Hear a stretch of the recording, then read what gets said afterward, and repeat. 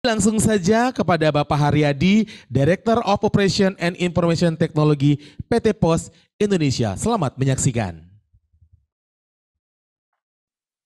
Baik, selamat siang Bapak dan Ibu semua.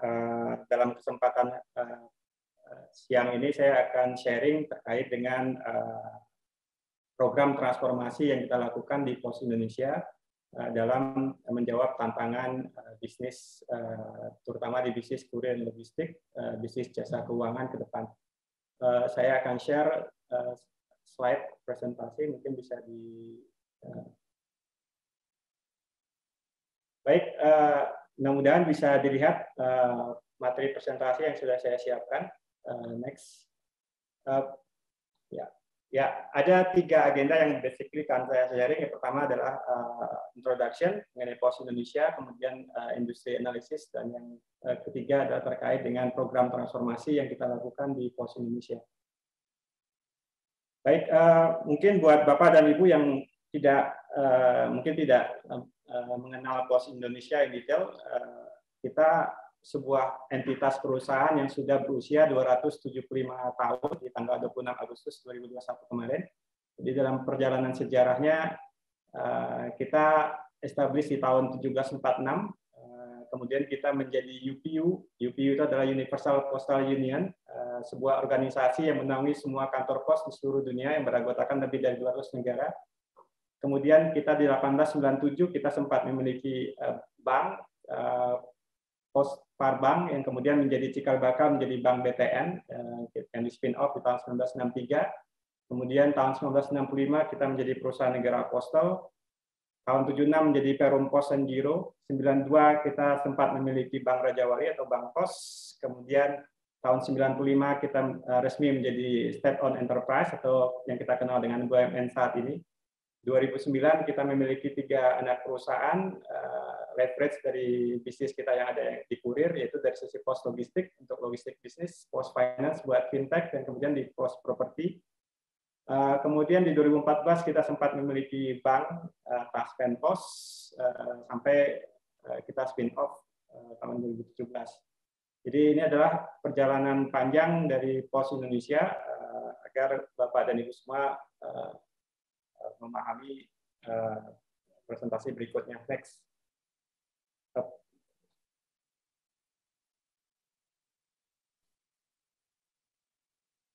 Next.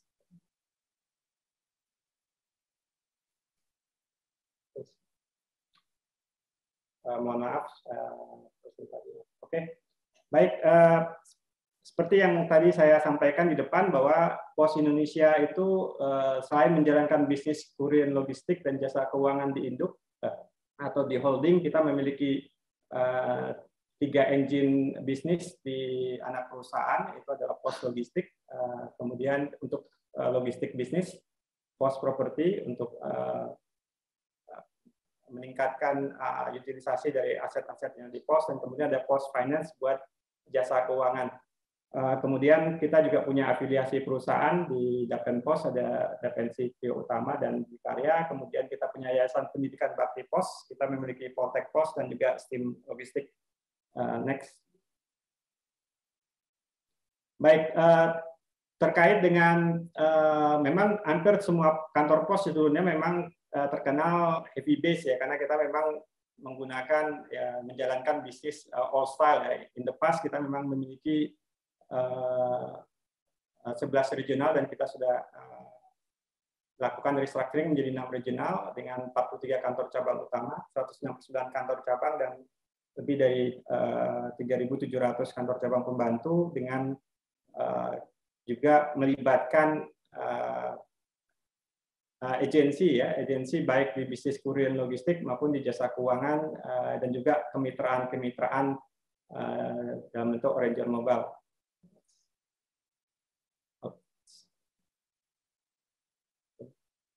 Baik, tadi saya sudah sampaikan ada 4 portofolio yang dilakukan oleh POS Indonesia Group. Yang pertama adalah kurir atau postal services, kemudian ada logistic services, baik itu supply chain maupun dari sisi freight forwarding business dan juga project shipment. kemudian kita memiliki bisnis financial and digital services, dan ketiga dari sisi properti. Di sebelah kiri rekan-rekan bisa lihat purpose kita, ya, bagaimana kita building more competitive and progressive nation, ya. Menjadi visi kita menjadi most competitive postal operator, courier logistik, dan financial service provider. Next. Baik, terkait dengan bisnis kita di core bisnis yang pertama di courier logistik, kita memiliki ada bisnis logistik yang dijalankan oleh Pos Indonesia dan juga di anak perusahaan di Pos Logistik Indonesia, dan juga dari sisi kurir atau postal bisnis, kita selain menjalankan bisnis layanan pos komersial, baik yang same day, instan, next day maupun reguler, baik yang domestik maupun internasional. Kita sebagai anggota UPU kita juga memiliki produk-produk seperti IMS, pos cepat internasional, e-paket dan registered artikel, dan juga kita punya produk internasional komersial yaitu pos ekspor. Kita juga menjalankan misi dari pemerintah sebagai designated operator untuk memberikan layanan pos universal atau public service obligation dalam bentuk produk pos biasa dan pos biasa internasional. Oke. Di sisi financial technology atau fintech, kita juga memiliki beberapa produk portofolio, baik di sisi payment, remitansi, penyaluran dana, penjualan benda retail, dan fronting bank. Ya, ini adalah beberapa produk yang kita berikan. Nanti saya akan sampaikan apa yang kita lakukan dengan produk-produk legacy ini untuk bisa jauh bersaing dengan kompetisi di market. Kemudian dari sisi properti, kita memiliki anak perusahaan pos properti yang secara umum adalah mengelola aset-aset yang ada di pos atau melakukan komersialisasi dan bentuk building management, persewaan, hotel, dan lain-lain. Baik, sebelum saya masuk ke program transformasi kita, saya masuk dulu di kait dalam hal industri analisis. Jadi kalau kita lihat di sini bahwa industri logistik Indonesia itu masih sangat besar dan menjanjikan. Jadi kalau dilihat market share kita masih sangat kecil sekali. Jadi ada 3.165 triliun dari sisi logistik market di Indonesia, di mana di strategic commodity ada 1.300 triliun, FMCG berkontribusi 2.628 triliun, dan kemudian di BUMN logistik sendiri itu hanya sekitar 280 triliun. Itu adalah market atau kita terkait dengan market, dan secara umum bisnis logistik ini masih tumbuh di sekitaran 8,6% dalam tengah waktu 2017 sampai 2020. Dari sisi financial inclusion sendiri, annual growth di market ada sekitar 10%. Ini adalah potensi-potensi yang memang boleh dibilang artinya Pos Indonesia tidak berada di sunset industri, jadi kita berada di industri yang masih tumbuh walaupun barrier to entry-nya untuk kompetitor masuk sangat terbuka lebar, sehingga kita harus mempersiapkan program-program untuk memastikan bahwa perusahaan ini memiliki competitiveness ke depan.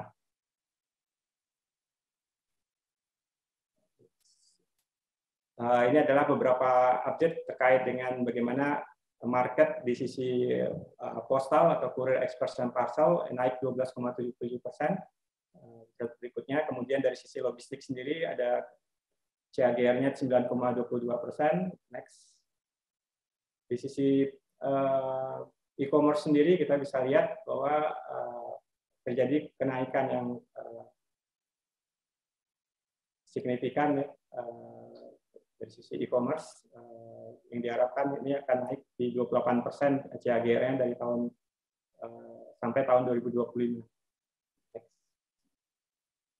Baik, ya untuk menjawab tantangan yang kita miliki baik dari sisi push factor, dari sisi liberalisasi yang dilakukan oleh pemerintah terhadap industri kurir, terutama dengan Undang-Undang Pos tahun 2009. Kita sudah pasti harus mempersiapkan diri bagaimana kita Pos Indonesia bisa bersaing dengan market di luar, ya, apalagi industri yang saya sebutkan tadi adalah industri yang barrier to entry-nya cukup rendah, yang memungkinkan kompetisi baik itu di startup level itu juga bisa masuk. Jadi ada 7 program transformasi yang kita lakukan. Yang pertama adalah dari sisi business transformation. Nanti kita akan share beberapa contoh saja terkait dengan apa yang kita lakukan di business transformation. Intinya di sisi business transformation ini kita melakukan mencoba untuk memanfaatkan teknologi ya. Kita mulai membuka adanya Postpay, kita memiliki layanan QRIS saat ini. Kemudian di logistik sendiri kita memiliki platform yang kita kerjasamakan dengan Telkom untuk Logi sendiri untuk di TNL Transport and Logistik Sinergi BUMN. Kemudian di Kurir sendiri kita juga mulai memodernisasi platform base service-nya kita. Kemudian ada Postblok sebagai brand kita untuk meleverage aset-aset yang ada di pos. Kemudian dari sisi proses, otomatis kita melakukan automation ya, kita melakukan digitalisasi baik di internal proses, kita sudah menggunakan nota dinas elektronik atau NDE yang juga dilengkapi dengan digital signature. Jadi sudah tidak ada lagi surat menyurat manual sebagai bagian administratif yang mungkin akan Bapak dan Ibu semua ketahui banyak sekali terjadi di BUMN. Kemudian kita melakukan juga lean operation juga dengan melakukan digitalisasi platform kurir kita yang baru, kemudian juga melakukan modernisasi SPP dan juga material handling equipment sehingga diharapkan proses transformation ini juga memberikan nilai tambah dari sisi customer. Kemudian dari sisi operation dan services, kita intinya adalah di masa lalu kita memang sangat mengandalkan asset base atau physical interaction, baik itu di loket maupun di agen pos. Saat ini kita mendorong semua produk-produk yang ada di pos, baik di kurir, logistik maupun di jasa keuangan itu hadir digital. Jadi kita memperkenalkan ada produk Postpay untuk financial inclusion kita, platform financial inclusion kita. Nanti saya akan share in detail di next slide. Kemudian kita memiliki Pos Aja sebagai digital courier apps kita. Jadi ini yang memungkinkan kita tidak hanya menjalankan all style business model di mana kita hanya menunggu di loket, tapi kita juga sekarang hadir di depan customer sehingga kita bisa memberikan layanan door to door. Kemudian dari sisi teknologi transformation sudah pasti kita sudah melibatkan yang dulu mungkin sebagian besar teknologi dan aplikasi kita masih sifatnya in-house. Sekarang kita sudah mulai menerapkan infrastruktur as a service, platform as a service, juga software as a service dalam membantu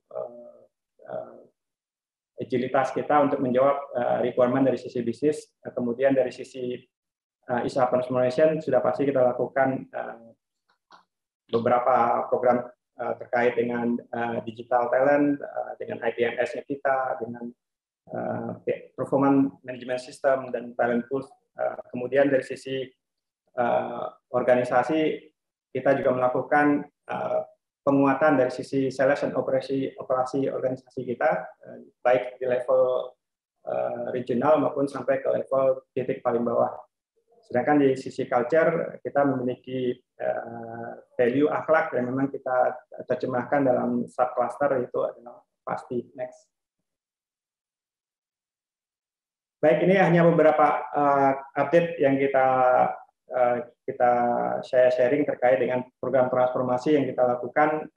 Dari sisi proses tadi sudah sampaikan beberapa transformasi baik di sisi kurir dengan adanya produk-produk portofolio yang baru ya, dengan adanya penggunaan pemanfaatan platform-platform untuk melayani kiriman logistik in digital. Kemudian kita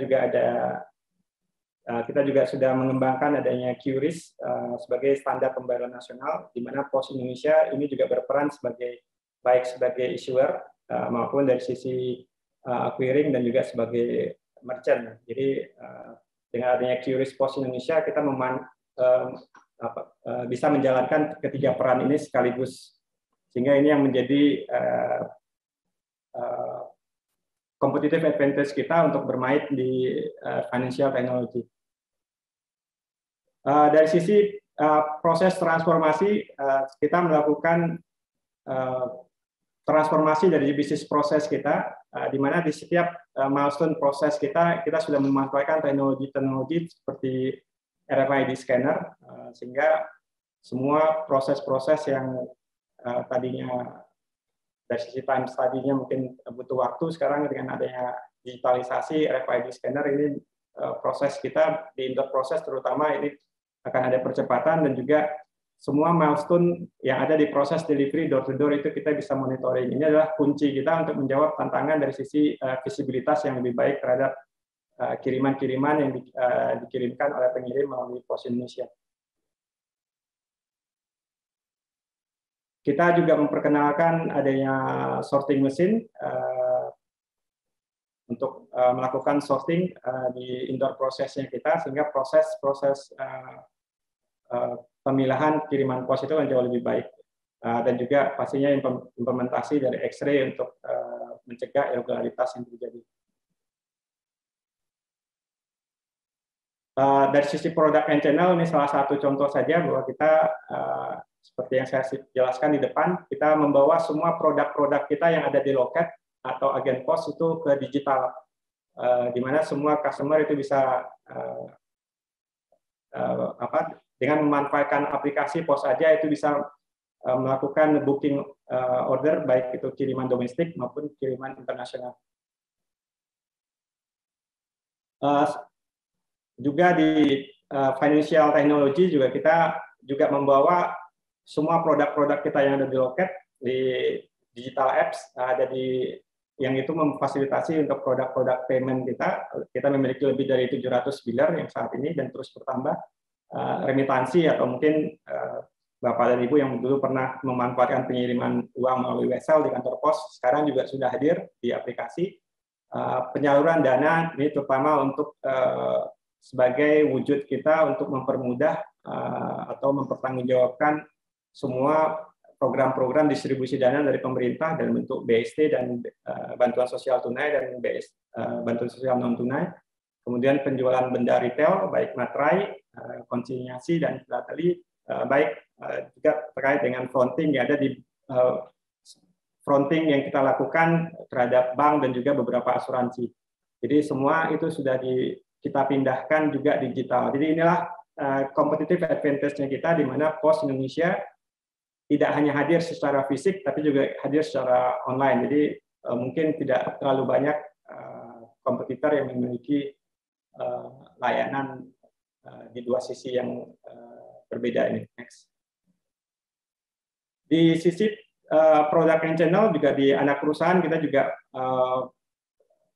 membuat mobile apps POS Agen yang secara prinsip ini memudahkan agen-agen itu untuk melayani service-service yang terkait dengan digital payment, baik itu PPOB, electronic payment, switching agregator, bilir agregator, digital remittance, merchant acquirer, and cash collection.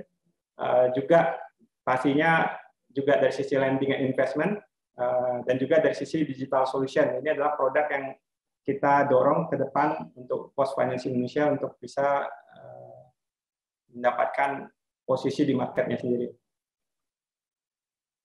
Ini contoh ya, beberapa contoh terkait dengan yang kita hadirkan di POS Agen itu baik di mobile apps, baik di web maupun di versi EDC. Baik, dari sisi teknologi mungkin secara umum, teknologi transformasi yang kita lakukan, kita boleh dibilang hampir sebagian besar apps-nya kita sekarang sudah kita migrasikan ke cloud. Jadi kita sudah mengadop cloud dari semua aplikasi kita yang sudah berpindah dari data center ke cloud.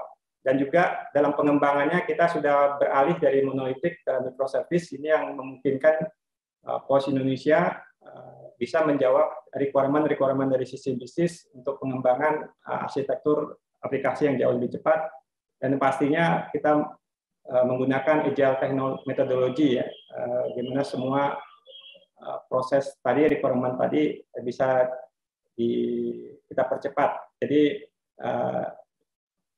dengan adanya tadi monolitik ke microservice, kemudian dari sisi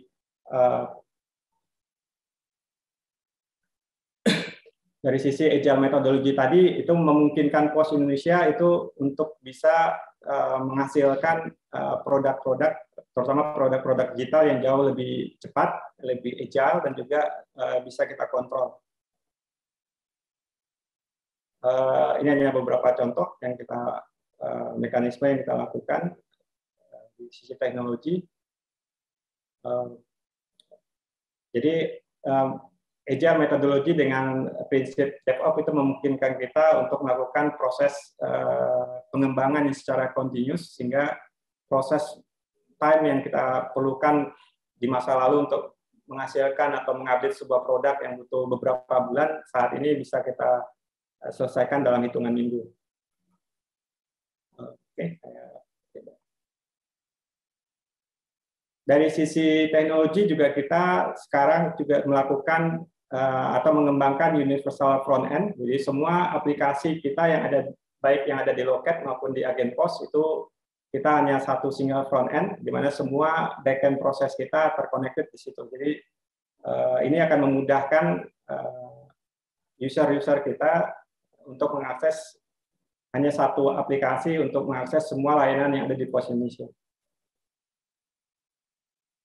Di sisi teknologi juga sudah pasti kita sudah mengembangkan QR code untuk versinya kita ada punya dashboard baik yang di sisi web maupun di mobile apps untuk memonitor perjalanan dari sebuah kiriman pos, yang kita juga gunakan untuk memonitor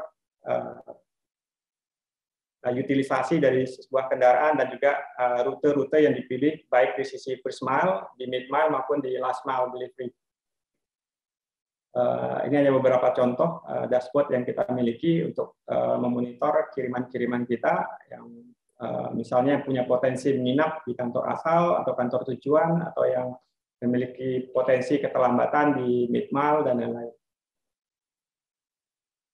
Tadi saya sudah jelaskan terkait dengan dashboard yang kita miliki, kita bisa memonitor optimalisasi dari kendaraan bermotor kita, untuk memastikan bahwa kendaraan benar-benar terutilize dengan maksimum, dan juga rute yang dipilih juga adalah rute-rute yang memang sudah kita skenariokan menjadi base routing yang kita miliki.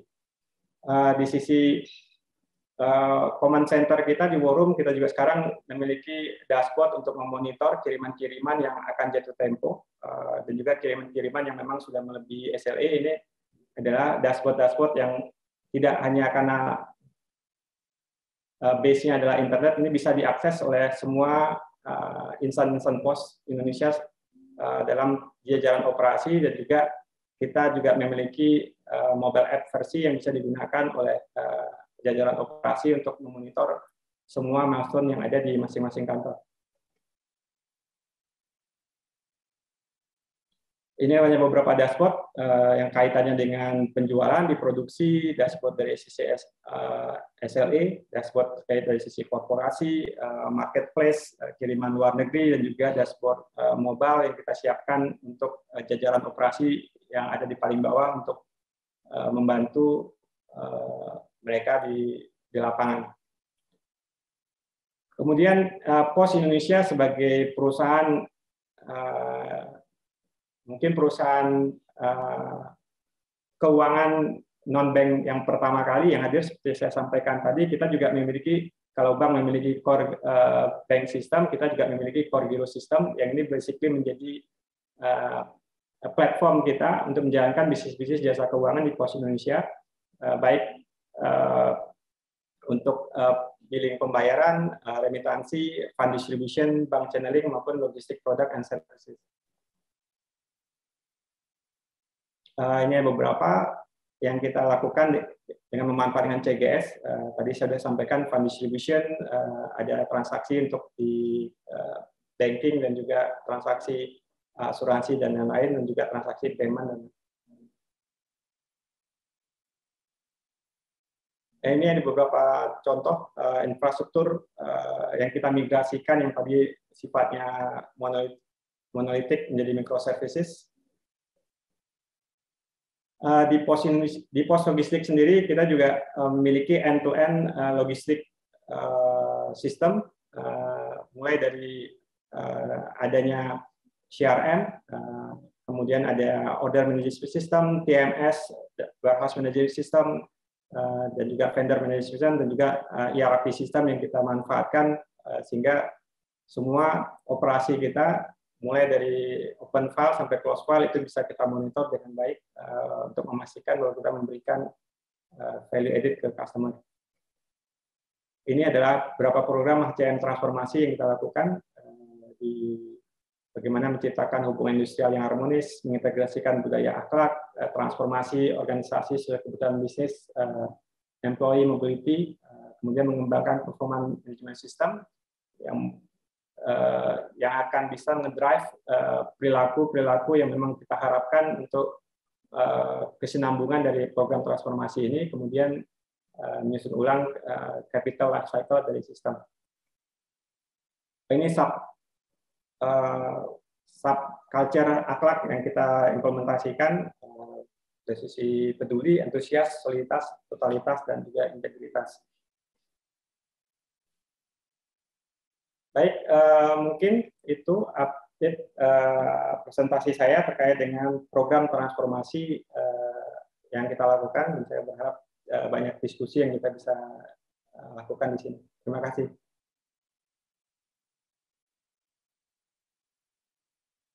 Saya kembalikan ke...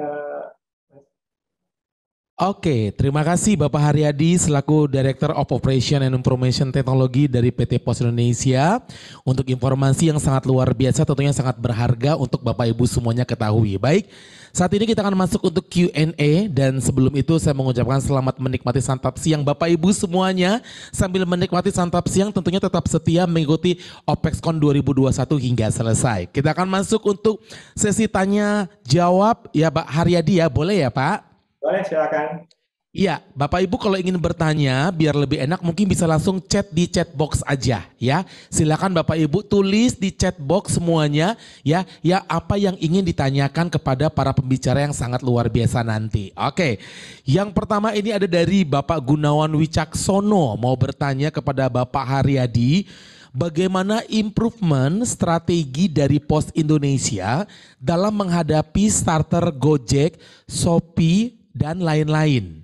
Nah, aplikasi unggulan apa yang dipunyai oleh Pos Indonesia dan apakah saat ini masih eksis di bidang surat menyurat menggunakan perangko? Kayaknya Pak Gunawan ini nggak bisa move on ya. Pertanyaannya bagus sekali Pak Gunawan. Baik, silakan Pak Haryadi boleh dijawab pertanyaan dari Pak Gunawan Wicaksono. Silakan Pak. Baik, terima kasih Pak Gunawan atas pertanyaannya. Mungkin saya jawab pertanyaan yang terakhir dulu. Apakah Pos Indonesia masih memanfaatkan perangko sebagai pengganti pembayaran untuk pengiriman surat? Masih Pak. Jadi itu memang kewajiban kita. Seperti yang saya sampaikan tadi, di produk-produknya Pos itu juga ada produk layanan Pos Universal (LPU) atau Public Service Obligation. Di situ produk-produk yang memang masih memanfaatkan perangko sebagai pengganti metode pembayaran dari sisi ongkos kirim ya Pak ya. Itu masih kita lakukan Pak. Jadi memang ada pergeseran yang signifikan bahwa pemanfaatan perangko sebagai pengganti ya alat bayar untuk ongkir memang mulai berkurang. Tapi kita lihat dari sisi lain bisnis philately ini juga bisnis yang masih menjanjikan, dan kita ke depan ada digital perangko yang kita akan perkenalkan juga. Jadi ini untuk lebih banyak untuk memfasilitasi ya rekan-rekan yang memiliki atau punya minat terhadap filateli. Tapi secara umum masih ada produk yang kita dan di kantor pos kita bisa layani untuk pemanfaatan perangko. Kemudian terkait dengan bagaimana kita berkompetisi dengan Gojek dan Shopee. Memang secara umum memang bisnis di kurir sendiri seperti yang saya sampaikan tadi memang barrier to entry-nya sangat rendah ya, sehingga memungkinkan banyak even startup company sekarang sudah masuk ke layanan kurir gitu kan. Jadi dengan konsep-konsep kemitraan. Nah, ini yang kita coba antisipasi dengan adanya digitalisasi atau platform yang kita bentuk sebagai media interaksi kita dengan pengguna. Jadi tidak mengandalkan loket dan segala macam. Secara umum kita melihatnya seperti ini, bahwa Pos Indonesia itu memiliki competitive advantage yang tidak dimiliki oleh mungkin sebagian besar dari perusahaan-perusahaan kurir yang ada saat ini. Itu adalah networking-nya kita gitu kan. Kita hadir di lebih dari 4.800 kantor di seluruh Indonesia. Secara prinsip ya kita mungkin di paling tidak di kecamatan level kita pasti ada gitu kan. Kalau tidak di level desa, terutama di Jawa kita pasti hadir gitu. Jadi secara physical interaction-nya kita ada. Itu yang kemudian menjadi value proposition-nya kita, di mana Pos Indonesia diminta untuk berkontribusi di financial inclusion, karena kita banyak juga menemukan bahwa masih banyak itu market-market yang memang tidak bisa dilayani digital. Jadi ini adalah value proposition yang Pos Indonesia miliki, yaitu kita memiliki physical interaction dan kita memiliki digital interaction. Nah, itu yang kita dorong pastinya. Memang terus terang kalau kita bicara dengan startup company di kurir terutama yang kemudian sangat agresif dengan karena startup biasanya sifatnya lebih ke bagaimana meningkatkan transaksi ya, value dari perusahaan yang dibentuk dari sisi transaksi, sehingga boleh dibilang red ocean dengan adanya free ongkir dan segala macam, pasti ada challenging tantangan buat kita, tapi kita masih lihat bahwa opportunity kita untuk bisa bersaing masih cukup lebar ya. Tadi saya sampaikan kurir atau postal, even the logistik sendiri adalah bukan industri yang dalam masa sunset ya, bisnis yang masih akan tetap tumbuh, dan di sini yang kita berharap Pos Indonesia dengan competitive advantage-nya tadi kita bisa bersaing.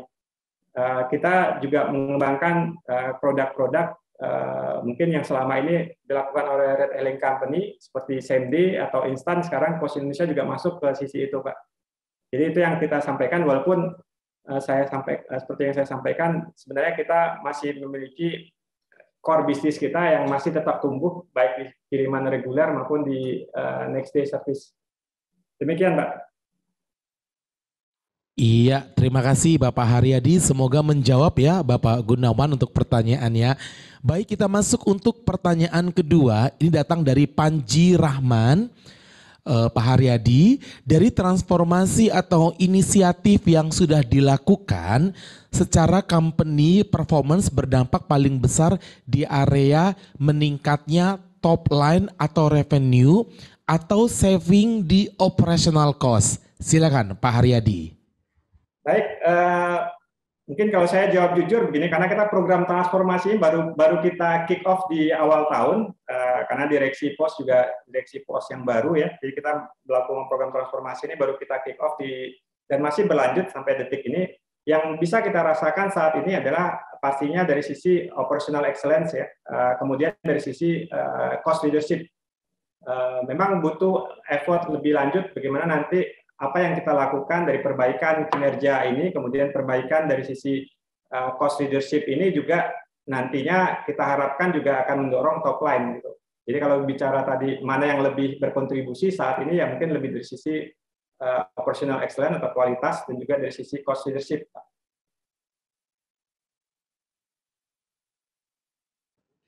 Oke, cukup menjawab ya. Oke, baik. Selanjutnya nih Pak Haryadi ada lagi dari Rifki Bohringer Ingelheim Indonesia. Bagaimana tips dan trik dari PT Pos Indonesia agar sumber daya manusia yang sangat beragam baik dari usia dan latar belakang bisa berjalan dengan selaras berjalan selaras dengan improvement di bagian sistem agar perbaikannya bisa optimal ke depannya. Silakan Pak Haryadi.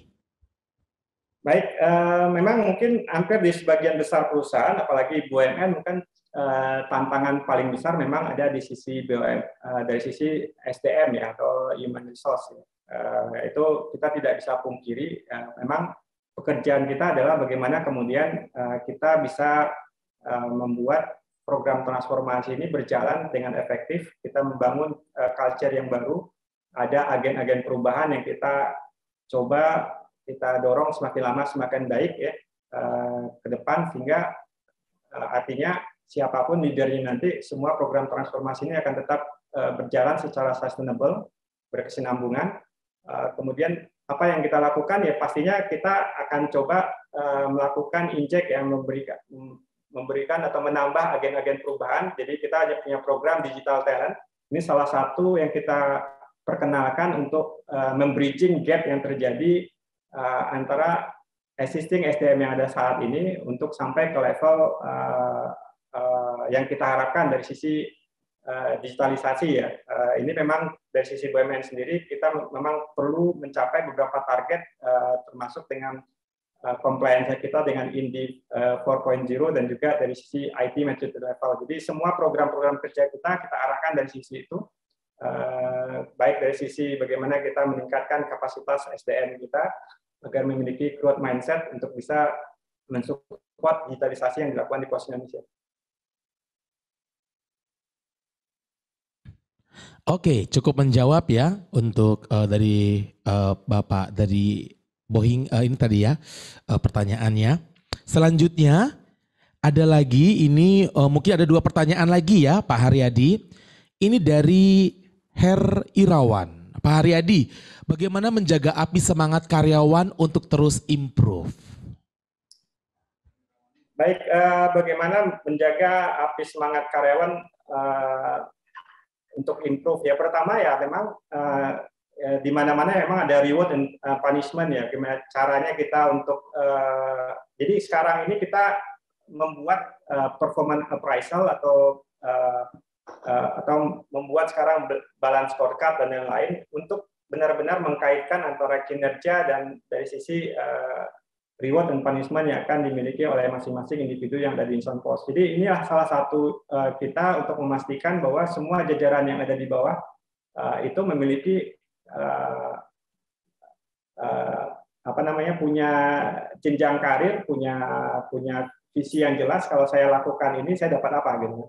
Nah ini yang kita coba membangun sistem dari sisi SDM-nya kita agar tadi seperti yang saya sampaikan bahwa yang kita harapkan kan program transformasi ini benar-benar jalan karena ada sistem yang bisa mewadahinya. Jadi bukan hanya karena leader ya, karena kalau leader itu kan sifatnya ad hoc ya. Kalau leader ganti mungkin nanti program transformasi dengan direction yang berbeda bisa tidak jalan gitu kan. Jadi ini yang kita coba kembangkan sehingga semua insan pos Indonesia itu punya pertama pastinya kita berharap mereka juga punya visi yang sama dengan kita untuk membawa Pos Indonesia ke arah yang lebih baik.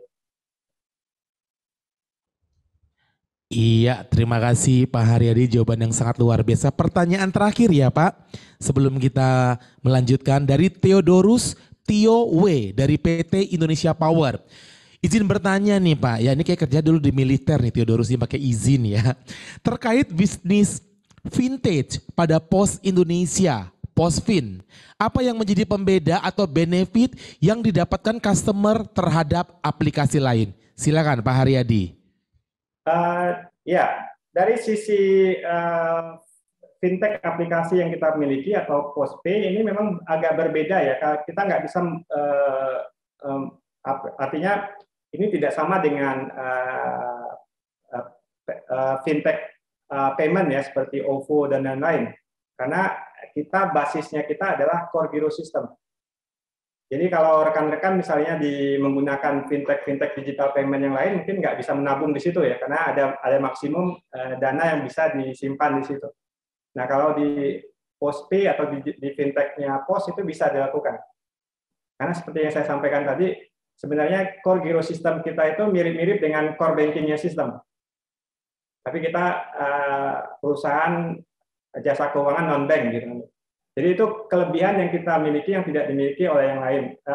Di luar itu yang sudah pasti kita memiliki tadi kalau untuk di PPOB sendiri untuk payment ya, kita memiliki mungkin salah satu yang memiliki biliar paling banyak ya. Saat ini kita mungkin salah satu yang memiliki biliar paling banyak. Jadi artinya user-user yang pengen membayar A, B, C, dan D itu boleh dibilang bisa difasilitasi di Postpay atau di fintech yang ada di Pos Indonesia. Dan yang ketiga, seperti yang saya sampaikan tadi, kekuatan dari Pos Indonesia tidak bisa dipungkiri juga adalah dari sisi network yang dimiliki secara fisik ya. Jadi kita tidak hanya bermain digital, tapi secara fisik kita juga hadir di semua kantor pos yang ada di seluruh Indonesia. Sehingga memungkinkan semua transaksi-transaksi yang tidak dilakukan secara digital, misalnya cash out, itu bisa dilakukan di kantor pos, bisa dilakukan juga di ATM juga, karena kita juga punya switching dengan beberapa bank, gitu kan. Sehingga itulah beberapa yang perlu saya sampaikan. Jadi boleh dibilang digital apps-nya kita ini kombinasi antara mobile banking dan aplikasi-aplikasi fintech yang ada banyak rekan-rekan temuin di market. Iya, cukup menjawab ya Bapak Theodorus dari PT Indonesia Power. Sekali lagi terima kasih Bapak Haryadi selaku Director of Operation and Information Technology PT Pos Indonesia atas informasi yang sangat luar biasa yang diberikan pada siang hari ini, dan tentunya sukses untuk Bapak Haryadi dan juga sukses untuk PT Pos Indonesia. Boleh tepuk tangan untuk Bapak Haryadi.